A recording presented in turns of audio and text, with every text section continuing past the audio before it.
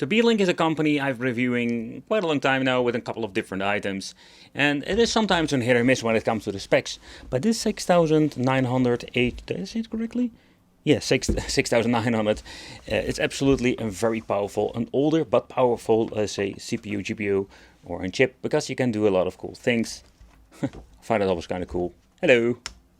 Next up, we're having the deluxe manual, no toilet paper stuff over here, with some explanation how you need to connect it and some other information about the mini PC itself. Oh, crap. In the package itself, we're going to have a lot of cool things, including the power supply, an HDMI cable. The power supply is your typical power supply of Beelink, but what I noticed with some other models, we have these magnetic, let's say, special connections. We don't have this with this particular model, maybe because this is more like a mid-range and not the high-end stuff that they also try to sell online. So in here we're finding the old famous Beelink, and the overall construction of these, let's say, mini PCs are quite nice. I'm always very, let's say, pleased about it.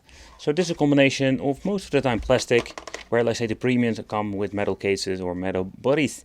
At the front we're having some connections, and the same goes at the back, but I already see something I don't really like. I'll explain what I mean with that later. The power supply, let's take a close look at this. So this is a 19 volt power supply with just a normal barrel jack connection. So that's it, nothing much, nothing more, and yeah. The aesthetics and the overall design is quite nice of the SHR Beelink.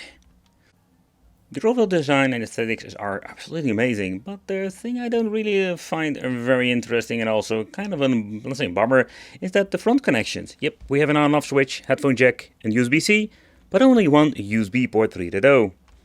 But when you're looking at the back, oh boy, the connection is also there. We're only having two USB ports, so to make a total 3.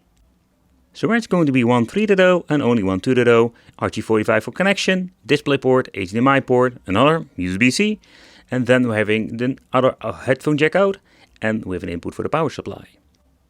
So that is actually one negative point to begin with. We need more USB connections. For this review I'm going to use a keyboard controller and a mouse. But the main problem is when you're having 3 ports, so I'm going to be using a USB hub. Of course we can use the USB Type-C with a converter and all kinds of shenanigans, but okay, that's more like a personal thing. So at the bottom part we're finding very nice rubber, like giving this thing a good stable position on your table. I'm just using a special mat over here for reviewing, but if you're going to put it on the table, you don't have any noise coming from the mini PC to your table itself. Okay, so it's a wicked nerdy time, and let's take a close look at the specifications. So this thing comes with the AMD Ryzen 9 6900HX, has a max TDP of 45 watts. It's also called, or codename, Rembrandt.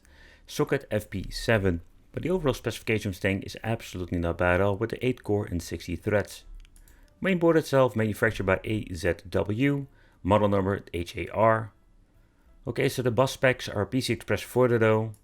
Memory in total we're having 32GB DDR5, that has been divided over 2 slots. And then of course we're having the graphics, that's just the onboard AMD Ryzen graphics. Okay, when you're looking into, let's say, so Windows gaming, we can do a lot of cool things here. And that is the reason why I'm kind of a fan of this chipset itself, where this thing, it's getting older, it still has a lot of potential. So this is just an old game and it's not pushing this device to this limit. So Street of Rage 4 is one of my favorite games to play, and also a lot of different indie games can be played on this machine without any problem whatsoever. This is absolutely just a game that runs perfectly on all settings high. Alright, so another thing I just wanted to check out, let's see how it will run when it comes to Super Street Fighter 4. Every setting set to the highest setting, even anti-aliasing and all the craziness have been implemented. So let's have some fun and let's see how many FPS we're getting when we're going to have everything set to this older game to the highest settings. Violence is who I am. I shall grind beneath my heel all that exists. Are you ready? Fight!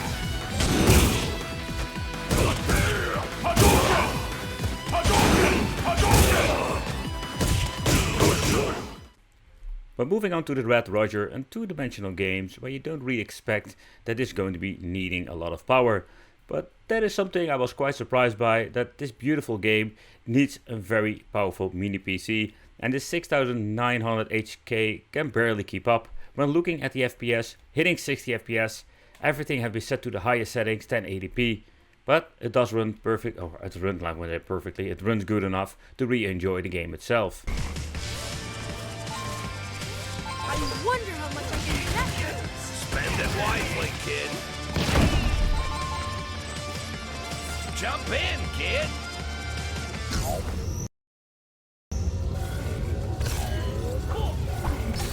Ah, the pixel version, kid. I'm never like a glitch. Let's fix this. But three-dimensional games are such an pain to get working perfectly on these mini PC, or at least most of the time. But we're reaching into a certain level with these the AMD Ryzen mini PCs, especially when you're looking at the GPU side, that we're able to run, games that we're normally needing a dedicated NVIDIA GPU for.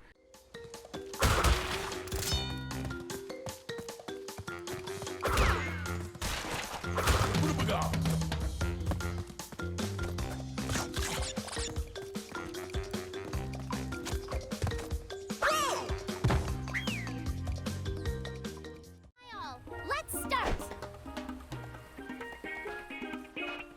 Yo, think you can keep up with me? Fight!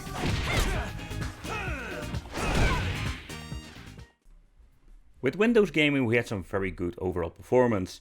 Let's move on to simulation and see how we can push this device with some 4K emulation with some emulators. So this particular model of Beelink is absolutely great when it comes to the overall performance. And I can tell you that when these things are getting cheaper, it's going to be even more interesting for emulation, where we have a lot of great overall performance. But also if you just want to play some indie games or some more demanding AAA games, we can actually get some good performance out of here. Thank you all for watching, consider subscribing, let me know what you think of Beelink and this particular series. And if you want to see anything tested, let me know in the comments, and it would be great to see you in the next video.